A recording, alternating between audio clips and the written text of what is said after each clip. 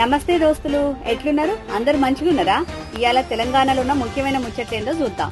రాష్ట్రంలో సాదా బైనామా భూముల క్రమబద్దీకరణకు రేవంత్ సర్కార్ నోటిఫికేషన్ జారీ చేసింది. ఈ నోటిఫికేషన్ ప్రకారం కనీసం 12 ఏళ్లకు పైగా భూమిని తమ ఆధీనంలో ఉంచుకున్న వాళ్ల దరఖాస్తులను క్రమబద్దీకరించనున్నారు.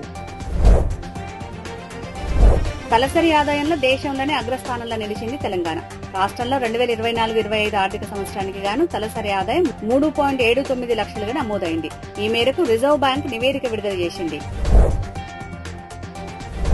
10,000 మందితోటి బతుకమ్మ పండుగను నిర్వహించి గిన్నీస్ రికార్డు సాధించేటందుకు తెలంగాణ ప్రభుత్వం ఏర్పాట్లు చేస్తున్నది.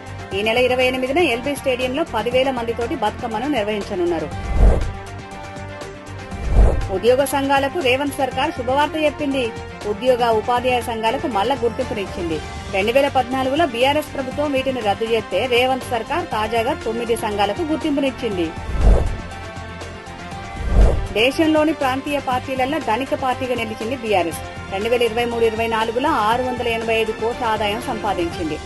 దేశంలోని 40 ప్రాంతీయ పార్టీలకు మొత్తం 2,117 కోట్ల ఆదాయం వస్తే అందులో బీఆర్ఎస్ కు వచ్చిన ఆదాయమే 25% ఉంది.